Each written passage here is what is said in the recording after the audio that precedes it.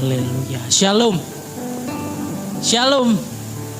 Selamat sore Bapak Ibu Saudara yang terkasih dalam kasih Kristus Tuhan kita. Pada kesempatan malam hari ini, sore hari ini kita boleh sama-sama ya menyaksikan satu hal yang indah dalam hidup kita, bahwa Tuhan sudah mati gantikan dosa-dosa kita. Melalui lagu-lagu yang kita panjatkan, kita boleh meninggikan Dia. Ya, melalui lagu-lagu itu pula pujian-pujian kita juga memahami salibnya untuk saya dan saudara. Puji nama Tuhan, firman Tuhan pada kesempatan sore menjelang malam hari ini, boleh saya katakan malam ya Bapak Saudara, dengan judul Arti Salib Kristus. Mari kita katakan bersama-sama arti salib Kristus. 2, 3. Arti salib Kristus. Ya, setiap Paskah atau hari kematian Tuhan, kita selalu merasakan atau kita selalu mengingat kembali karya salib Kristus dalam kehidupan saya dan saudara. Ya, bahkan lebih daripada itu kita melihat penderitaan Yesus Kristus di kayu salib. Kalau kita juga boleh melihat Bapak Ibu Saudara, nanti sebentar sebelum kita masuk ke poin-poin yang ada, kita akan melihat satu cuplikan video tentang kematian Tuhan. Ya, bagaimana Dia disiksa, disalib dan seperti itu ya. Mari kita sama-sama buka di Roma pasal yang ke-5 ayat 1 sampai yang ke-11. Roma pasal yang ke-5 ayat 1 sampai yang ke-11. Bergantian kita akan baca, saya ayat yang pertama, Bapak Saudara ayat yang kedua, dan ayat terakhir ayat 11 kita akan baca bersama-sama. Roma pasal 5 ayat 1 sampai 11 dengan judul perikop hasil pembenaran. Sebab itu kita yang dibenarkan karena iman, kita hidup dalam iman, sejahtera dengan Allah oleh karena Tuhan kita Yesus Kristus. Oleh Dia kita juga beroleh jalan masuk oleh iman kepada kasih karunia ini. Di dalam kasih karunia ini kita berdiri dan kita bermegah dalam pengharapan akan menerima kemuliaan Allah. Dan bukan hanya itu saja, kita malah bermegah juga dalam kesengsaraan kita. Karena kita tahu bahwa kesengsaraan itu menimbulkan ketekunan. Dan ketekunan menimbulkan tahan uji. Dan tahan uji menimbulkan pengharapan. Dan pengharapan tidak mengecewakan. Karena kasih Allah telah dicurahkan di dalam hati kita oleh Roh Kudus yang telah dikaruniakan kepada kita. Karena waktu kita masih lemah, Kristus telah mati untuk kita orang-orang durhaka pada waktu yang ditentukan oleh Allah. Sebab tidak mudah seorang mau mati untuk orang yang benar, tetapi mungkin untuk orang yang baik ada orang yang berani mati. Akan tetapi Allah menunjukkan kasih-Nya kepada kita oleh karena Kristus telah mati untuk kita ketika kita masih berdosa. Lebih-lebih karena kita sekarang telah dibenarkan oleh darah-Nya, kita pasti akan diselamatkan dari murka Allah. Sebab jikalau kita ketika masih seteru diperdamaikan dengan Allah oleh kematian anaknya, lebih-lebih kita yang sekarang telah diperdamaikan pasti akan diselamatkan oleh hidupnya. Bersama-sama 2, 3. Dan bukan hanya itu saja, kita malah bermegah dalam Allah oleh Yesus Kristus Tuhan kita. Sebab oleh Dia kita telah menerima pendamaian itu. Katakan amin.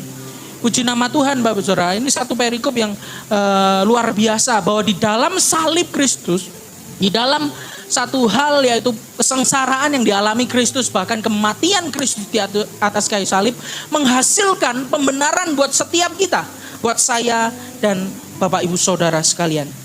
Sehingga ya banyak kali mungkin hari ini menganggap orang penderitaan membuat orang Kristen meragukan kasih Allah. Kita bergumul dengan kebaikan dan keadilan Allah pada saat mengalami sakit penyakit. Mungkin kita mengalami kesendirian, kekecewaan, kemiskinan, dan berbagai bentuk penderitaan yang lain. Tetapi benarkah penderitaan berarti ketidakadaan kasih dan kebaikan Allah? Ini yang seringkali dipertanyakan oleh orang-orang yang tidak percaya Tuhan. Ya, kalau memang Tuhan ada, mengapa ada penderitaan? Kalau memang ada Tuhan ada, mengapa ada bencana? Ya, sehingga jelas sama sekali tidak. Kesengsaraan tidak berarti Tuhan itu tidak ada. Paulus justru mengajarkan bahwa kesengsaraan merupakan sarana pembuktian kasih Allah jika penderitaan itu disikapi dengan tepat. Sehingga Bapak Saudara, boleh kita menyikapi hal-hal yang negatif, yang mungkin seakan-akan Allah tidak menolong, mungkin seakan-akan Allah tidak menghiraukan, tetapi kita sikapi dengan benar. Ada rencana Tuhan yang indah. Penderitaan mendewasakan karakter kita, Bapak Saudara. Dikatakan sehingga pada akhirnya kita belajar ketika kita mengalami penderitaan, ya, kita menjadi pribadi yang tahan uji, dikatakan, ya. Pribadi yang tahan uji, sehingga tahan uji ini menimbulkan pengharapan yang tidak mengecewakan, ya. Jadi orang-orang yang sengsara, orang yang biasa menderita, orang-orang yang biasa dengan satu masalah menghadapi dengan gentle, ya, menghadapi dengan sungguh-sungguh, menyelesaikan masalah seperti seorang yang dewasa, Bapak Saudara, dia akan menjadi pribadi yang tekun. Orang-orang yang tekun akan menjadi pribadi yang tahan uji. Tekun dalam penderitaan akan menjadi pribadi orang yang tahan uji. Dan pribadi yang tahan uji akan menghasilkan satu pengharapan yang tidak mengecewakan. Saya tanya di sini, ya, banyak Bapak Ibu Saudara membuka usaha, bekerja. Ada yang tidak susah, ada yang tidak punya masalah. Tapi semua masalah yang Bapak Ibu Saudara alami bertahun-tahun yang lalu mungkin, ya, mungkin masalah piutang, masalah komunikasi, masalah salah paham dengan customer atau salah paham dengan pemerintah dan lain sebagainya. Tapi masalah-masalah itu membuat Bapak Ibu Saudara bisa duduk di tempat ini, bisa memiliki satu usaha yang mungkin kokoh, satu usaha yang baik, ya. Jaminan dalam kehidupan Bapak Saudara, keluarga Bapak Saudara baik. Kalau tidak ada permasalahan, mungkin kita bisa terbang di atas angin sehingga menjadi orang-orang yang arogan, merasa tidak butuh Tuhan, merasa menjadi kita dengan mudah menginjak-injak orang lain. Karena apa? Kita merasa diri di atas awan. Kita lupa kalau kita masih nginjak bumi, Bapak Saudara. Sehingga menariknya di mata Paulus, kepastian pengharapan tidak hanya ditentukan oleh respon kita yang tepat terhadap kesengsaraan. Ya, yang penting adalah apa yang dilakukan oleh Allah kepada kita, bukan apa yang kita lakukan untuk Allah. Ya, kasih Allah yang memastikan bahwa pengharapan kita tetap teguh di dalam Dia. Ini salib, ini arti salib. Bukan saya yang melakukan, bukan saya yang melayani Tuhan. Semuanya bukan tentang saya, bukan tentang Bapak Ibu Saudara, bukan tentang kita manusia. Tetapi semuanya tentang Kristus. Karya Kristus di kayu salib buat kita. Itulah pengharapan yang tidak mengecewakan, Bapak Saudara. Saat mengenal, biasanya kita tidak merasakan atau kurang menghayati pengorbanan Kristus. Salib bagi kita hanya bermakna sebagai suatu hukuman mati biasa. Kita hanya melihat salib sebagai satu simbol, oh ya, dosa saya ditebus. Ya. Bahkan penulis-penulis Injil biasanya tidak merincikan penderitaan ragawi yang dialami Tuhan. Mereka hanya mengatakan mereka menyalibkan Tuhan. Gitu ya. Seolah-olah salib itu ya mudah gitu ya. Oh ya, salib Kristus, saya terima Yesus, saya selamat, sudah selesai. Tetapi kalau kita mau melihat secara ilmu kesehatan, Bapak Saudara, salib adalah satu hukuman yang sangat mengerikan. Kalau ketika kaki itu dipaku, Bapak Saudara, orang itu bisa kejang, dilipat lalu dipaku, bayangkan ya. Lalu pergelangan kaki diikat dan dipaku, demikian juga dengan tangan juga dipaku, Bapak Saudara. Bahkan sebelum disalib, nanti kita akan saksikan, mungkin sebentar lagi disiapkan ya, bahwa Yesus itu disiksa. Film yang nanti kita akan lihat, ini tidak sebanding dengan apa yang dia benar-benar alami. Kalau di Perjanjian Lama dikatakan mukanya tidak dikenali. Ya. Karena begitu dia harus menderita. Dan penderitaan ini buat siapa? Buat saya dan saudara. Yang notabene adalah seteru Allah. dalam dosa. Yang seringkali kita masih menjadi musuh Allah. Seringkali kita lupa kebaikan Tuhan. Tapi Dia lakukan yang sebentar lagi kita nonton untuk saya dan saudara. Ya, siksaan yang dialami Yesus bahkan mempercepat kematiannya Tuhan. Matius 27 ayat 34 menuliskan bahwa Yesus menolak upaya memperingan penderitaannya. Sehingga Yesus mati bukan karena Dia ditangkap.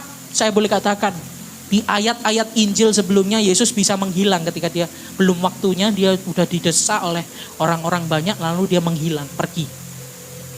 Kalau Dia mau Dia boleh terbang, pergi dari salib Bapak Saudara kalau Dia mau. Tetapi karena saya dan saudara, Dia tidak mau, bahkan memperingan hukumannya saja Dia tidak mau. Karena Dia harus mengalami sakitnya. Dia harus mengalami penderitaan ini. Karena apa? Penderitaan ini ya yang menjelaskan bahwa Dia melunasi segala dosa dan kesalahan kita. Kalau di dalam Ulangan 21 ayat 23 dikatakan salib adalah kutukan. Tidak hanya bicara tentang kesakitan ragawi, tapi juga bicara tentang kutukan. Bicara soal kutukan yang luar biasa. Kenapa Dia rela dikutuk? Galatia 3 ayat 13 juga. Boleh saya bacakan sebentar Galatia 3 ayat 13. Galatia pasal 3 ayat yang ke-13. Kristus telah menebus kita dari kutuk hukum Taurat dengan jalan menjadi kutuk karena kita. Sebab ada tertulis terkutuklah orang yang digantung pada kayu salib. Dia menjadi kutuk. Supaya apa? Untuk menebus kutuk kita. Sehingga Bapak Saudara, mari kita hayati. Next slide. Jika kita ingin bukti kasih Allah kepada kita, maka pertama-tama mungkin nggak terlihat, saya bacakan. Kita harus melihat salib, di mana Allah mempersembahkan anaknya sebagai korban untuk dosa-dosa kita. Kalvari adalah satu-satunya bukti kasih Allah yang objektif, mutlak, dan tak terbantahkan bagi kita. Mengapa Dia rela? Mengapa Yesus rela melakukan semua itu? Akan menjadi perdebatannya. Kenapa Tuhan kok disalib? Ya Tuhanmu lemah disalib. Allah kok jadi manusia? Manusia kok disembah katanya. Allah kita lemah. Kalau memang Dia hebat, lepaskan Dia dirimu di atas kayu salib. Ngapain Dia harus disalib? Seringkali ini yang seringkali dikumandangkan, Bapak Saudara. Seringkali diteriakkan untuk mencemooh kita. Cemoohan ini nggak sebanding dengan apa yang dihadapi.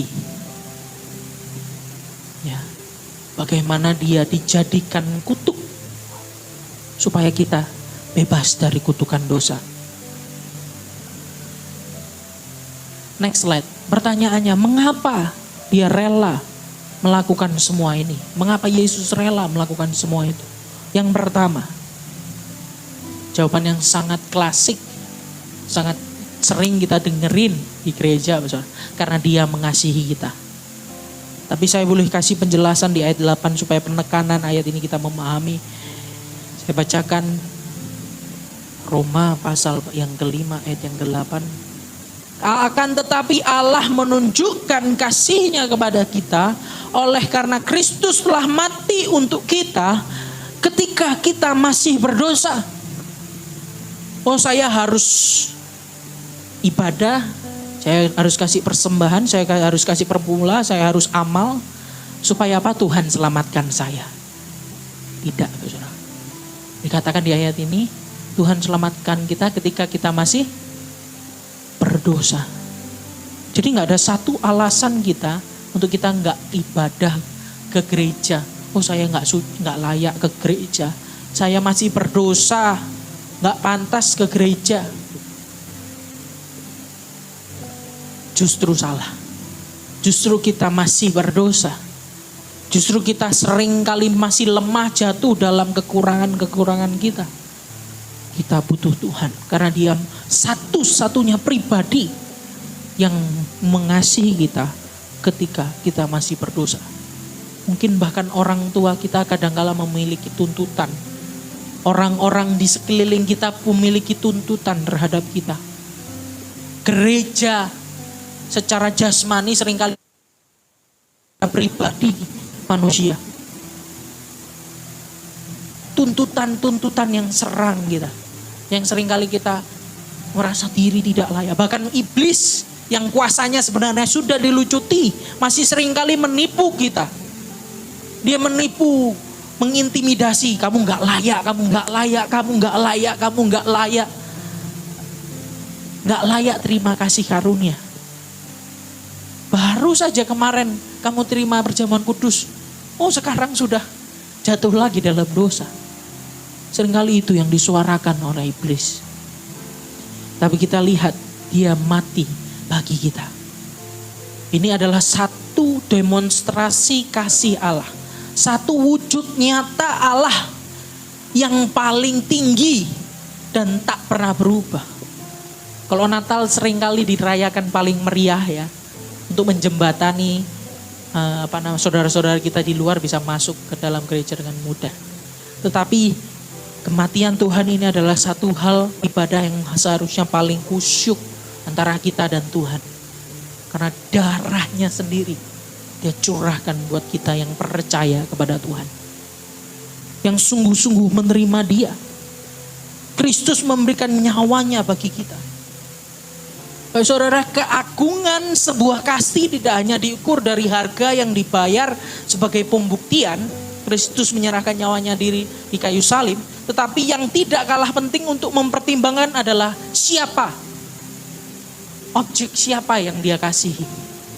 Seseorang yang baik dan menarik tidak akan mengalami banyak kesulitan untuk mendapatkan kebaikan dari orang lain. Betul ya saudara? Kalau orang baik itu sangat mudah menerima kebaikan dari orang lain. Seseorang yang berkedudukan pasti memperoleh banyak perhatian dan penghormatan. Ini semua adalah kasih yang manusiawi, ya. Semuanya pasti merasakan hal yang sama.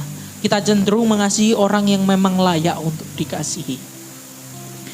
Tidak demikian dengan kasih ilahi. Bapak saudara, berkali-kali Paulus menjelaskan siapa kita di hadapan Allah.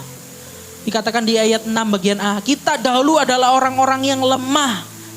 Kita dahulu adalah orang-orang yang durhaka. Kita dahulu adalah orang-orang yang berdosa. Tetapi walaupun demikian Bapak saudara, Allah tidak menunggu perubahan hidup kita baru dia menunjukkan kasih-Nya. Banyak dari kita ya mau nunjukkan kasih ke anak. Kamu kalau berubah, mama kasih permen. Kalau kamu nilai 100, mama kasih sesuatu. Kasih Allah, bukan kasih yang manusiawi. Ini level yang paling tinggi, kasih yang tertinggi. Ya, ketika kita masih lemah, masih durhaka, masih berdosa, ketika itulah Kristus sudah memutuskan untuk mati bagi kita. Ya. Oh kalau gitu bagaimana dengan perjanjian lama? Banyak dikatakannya. Di perjanjian lama. Bagaimana dengan Nuh? Nuh kan taat. Abraham taat. Kalau saudara kurang detail mungkin bacanya. Abraham punya banyak sekali kekurangan. Nuh punya banyak sekali kekurangan juga ditulis di dalam Alkitab. Tetapi di dalam Ibrani dikatakan mereka menjadi pahlawan iman. Bukan karena ketaatannya. Tetapi karena iman, karena kasih karunia, Tuhan yang terlebih dahulu datang kepada mereka. Bukan mereka terlebih. Katakan Tuhan berfirman kepada Abraham. Tuhan berfirman kepada Nuh. Tuhan yang terlebih dahulu datang kepada mereka di perjanjian lama. Sehingga jelas ya, Tuhan yang datang buat kita. Dia mengasihi kita apa adanya Bapak Saudara. Lalu bagaimana seringkali? Wah kalau begitu kita bebas melakukan dosa. Orang Kristen enak ya. Datang ke gereja, percaya sama Tuhan, masuk surga. Seperti itu. Banyak seringkali dikatakan sebagai sindiran. Wah terlalu enak. Tidak Pak Saudara. Dia tidak hanya datang membawa keselamatan buat saudara dan saya. Dia tidak hanya membawa satu kita percaya sama Tuhan Yesus. satu iming-iming seperti anak kecil kalau kita permen kita dapat hadiah, tidak. Tapi dia juga membawa perubahan. Dia membawa Roh Kudus yang dinyatakan dalam setiap hati orang-orang yang percaya kepada Tuhan Yesus Kristus sebagai Tuhan dan Juru Selamat secara sungguh-sungguh. Jadi orang-orang percaya yang terima Yesus tidak hanya KTP, tidak hanya bicara tentang datang ke gereja, mengalami perubahan dari dalam. Kasihnya tidak hanya menyelamatkan tapi juga mengubahkan. Salibnya tidak hanya jadi satu simbol keselamatan orang Kristen. Kalau di film-film kita lihat ya, ada hantu kasih salib gini. Sebagai simbol, wah musir setan. Tidak, Bapak Saudara. Tetapi karya salibnya juga jadi satu simbol untuk merubah hidup kita. Yang dulunya kita orang berdosa. Yang dulunya kita tidak mampu melakukan kebenarannya Tuhan. Kita dimampukan. Hari lepas hari menjadi pribadi yang semakin baik. Bapak Saudara. Dan proses hidup ini akan dialami seumur hidup kita. Di dalam dunia selama kita masih ada daging, Mbak Saudara, tidak ada satupun kita yang bisa sempurna. Amin. Betul? Tetapi ketika kita mati, di situ adalah satu permulaan. Kita terima nanti Tuhan Yesus datang kedua kalinya, kita terima tubuh yang baru, yang sempurna daripada Tuhan. Waktu itu kita akan menerima satu hubungan yang lebih indah, kemuliaan yang lebih indah dari sekarang. Ini pengharapan yang tidak mengecewakan, Bapak Saudara. Kalau di dunia, Bapak Saudara, teman terdekat, sahabat Bapak Saudara bisa mengecewakan Bapak Saudara. Gereja Bapak Saudara, GPDI Philadelphia Ambulu bisa mengecewakan Bapak Saudara. Pelayan-pelayan Tuhan di tempat ini bisa mengecewakan Bapak Saudara. Saya, wakil gembala, ibu wakil gembala, sangat bisa mengecewakan Bapak Saudara. Tetapi satu pengharapan yang pasti, Allah tidak pernah mengecewakan saya dan saudara. Amin, Bapak Saudara. Janjinya ya dan amin buat kita. Karena Dia mengasihi kita semua. Bukan dengan embel-embel. Mengasihi kalau berbuat baik. Tidak. Justru Dia memampukan kita. Karena Dia mengasihi kita, Dia tidak membiarkan kita dalam kondisi apa adanya. Dia membiarkan kita menjadi pribadi yang naik level. Semakin hari semakin bertumbuh. Kalau Bapak Saudara ada cerita, ya kita melihat orang asing yang sedang dirampok, dikeroyok, ya orang nggak kenal, dikerompok segerombolan preman, kita bisa menyelamatkan orang itu. Masih mungkin mikirnya lebih banyak ya nggak kenal, nggak apa, daripada kita juga kena pukul. Mungkin kita bisa pergi.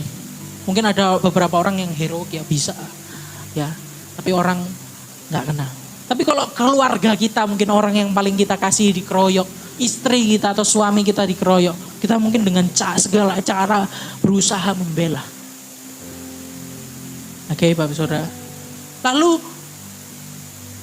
kalau skenarionya dibuat berbeda, dramanya dibuat berbeda ya. Jika yang Anda lihat sedang dirampok dan dikeroyok adalah sahabat, ya tentunya langsung tolong. Tapi kalau yang dikeroyok ini adalah orang yang pernah merampok, Bapak Saudara, bagaimana? Bisa Bapak Saudara tolong dia? Kebanyakan jelas enggak. Ya, kalau mengasihi orang yang baik itu mudah. Mengasihi orang benar itu lebih mudah.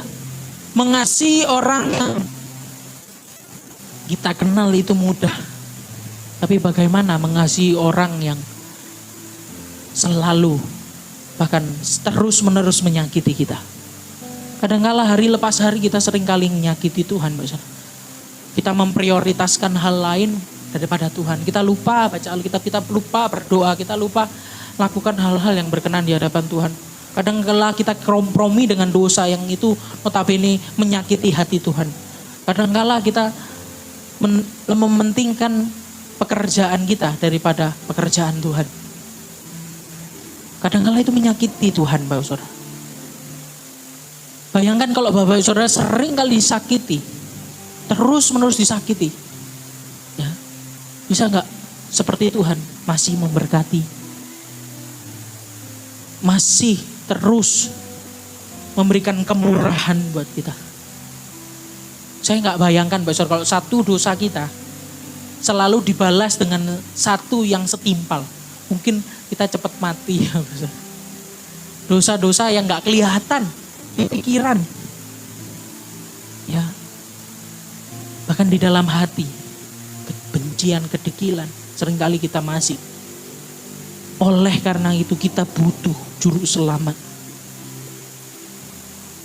Kita butuh juru selamat. Saya bacakan Yesaya pasal yang ke-53 ayat 4 sampai 6. Yesaya 53 ayat 4 sampai 6.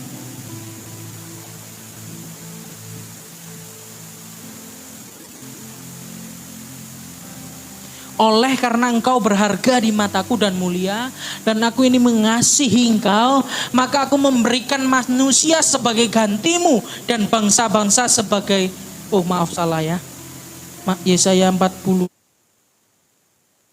53%, pencet 43 saudara.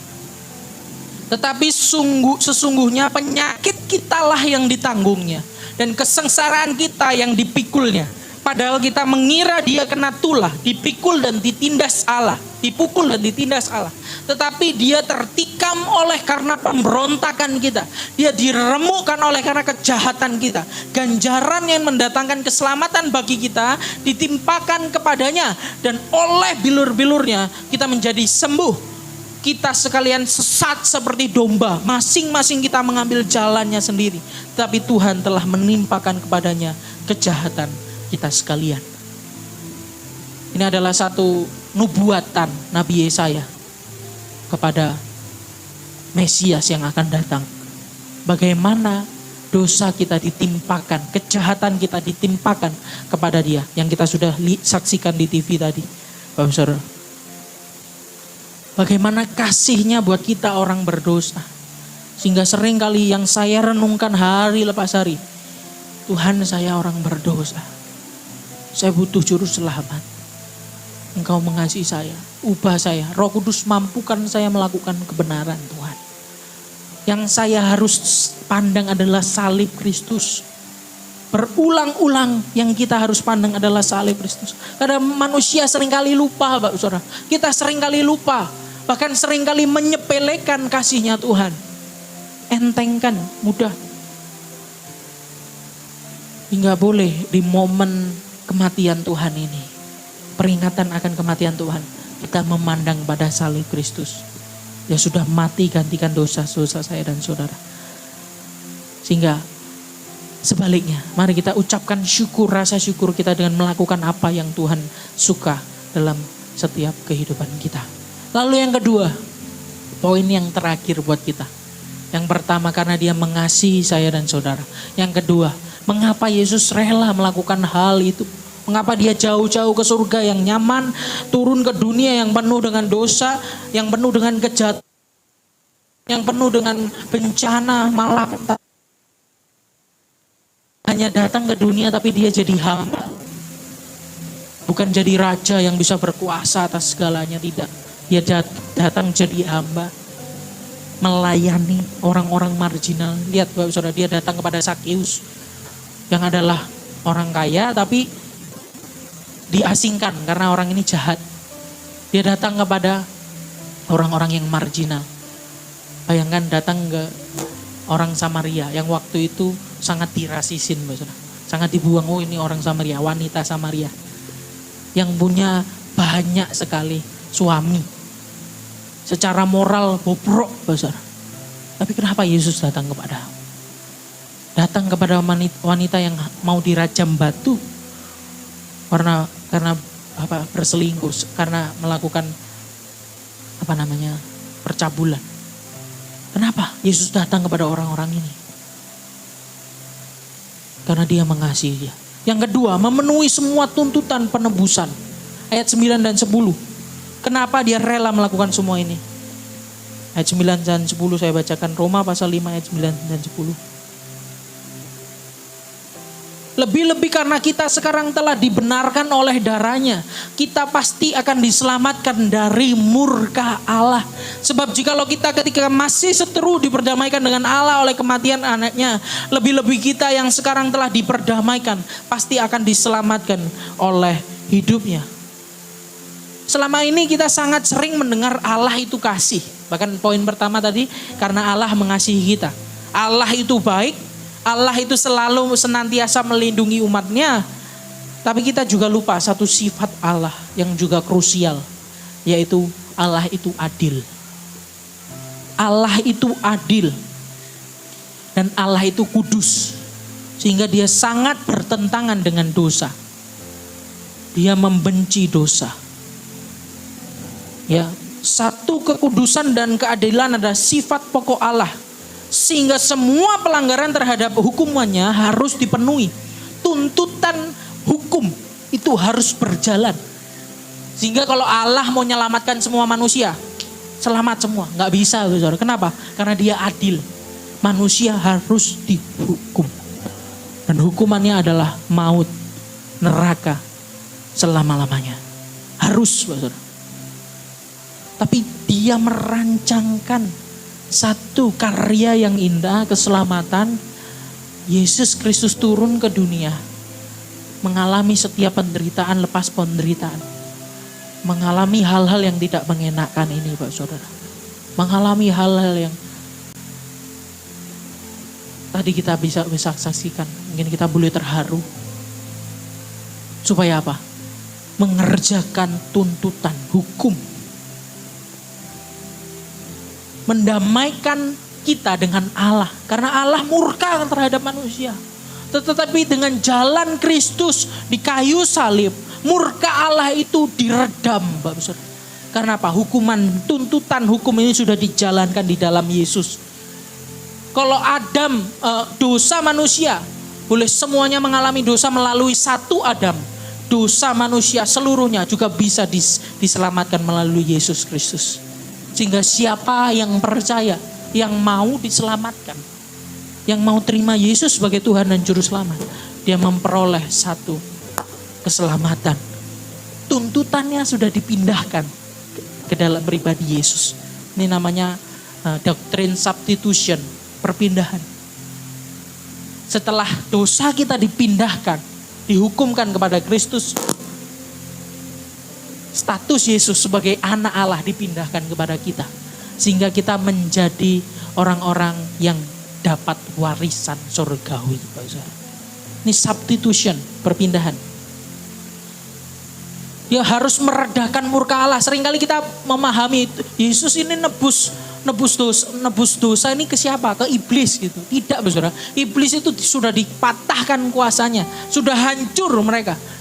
Kalau dikatakan di perjanjian baru, dia itu seperti singa yang ompong. Cuma bisa mengaum, menakut-nakuti. Tapi gak bisa gigit, gak bisa ngunyah. Jadi siapa? Yesus memberikan penebusan kepada siapa? Dia memberikan karyanya itu untuk Allah.